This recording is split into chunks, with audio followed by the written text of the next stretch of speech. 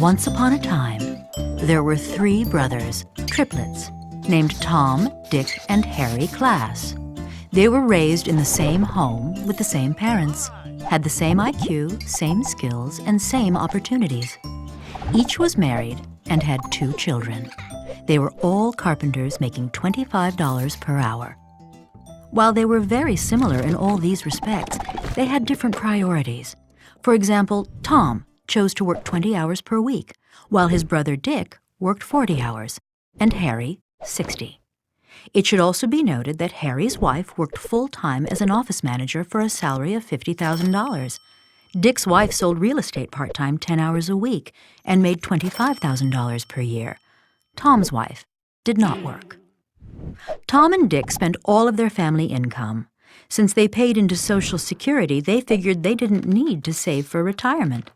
Harry and his wife, on the other hand, had, over many years, put away money each month and invested it in stocks and bonds. Here's how it worked out. Tom made $25,000 a year.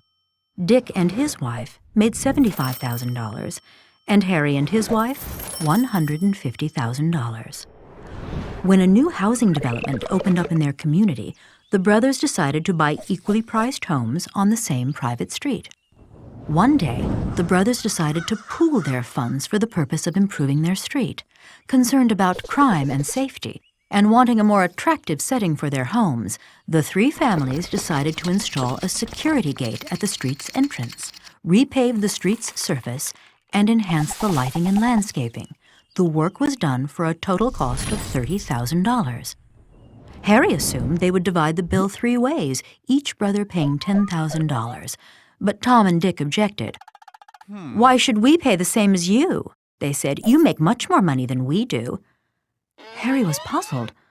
"What does that have to do with anything?" he asked.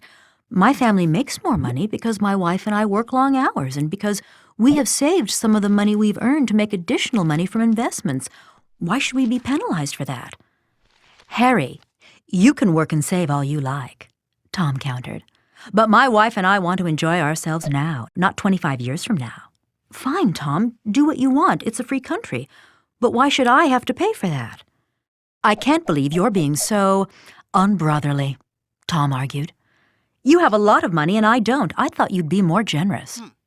At this point, Dick, the peacemaker in the family, entered the conversation. "I've got an idea," Dick said. "Our combined income is $250,000, and $30,000 is 12% of that amount. Why don't we each pay that percentage of our income? Under that formula, Tom would pay $3,000, I would pay $9,000, and Harry would pay $18,000. "I have a much better idea," said Tom, "and one that's fairer than what you're proposing." Dick and Harry turned to Tom. "Harry should pay $23,450. Dick, you should pay $6,550. And I will pay nothing." To Dick, this sounded completely arbitrary and not really fair, but it did have one big plus. His share would be $2,450 less under Tom's formula than under his own. So he decided to be silent. Harry, however, was stunned. "You want me to pay almost 80% of the bill despite the fact that each of us is receiving the exact same benefits? Where did you get such a crazy idea?" "From no less an authority than the U.S. government," Tom responded as he pulled out a gray booklet. "It's all right here in the IRS tax tables. This is the progressive income tax system all U.S. taxpayers live under, and I don't see why we should be any different. In fact, I believe all future improvements should be paid in this way." "Works for me," said Dick.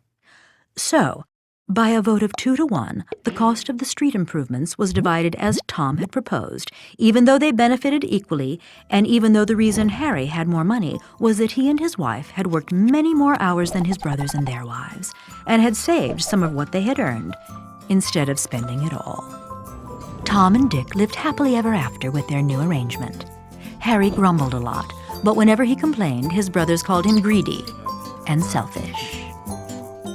The end.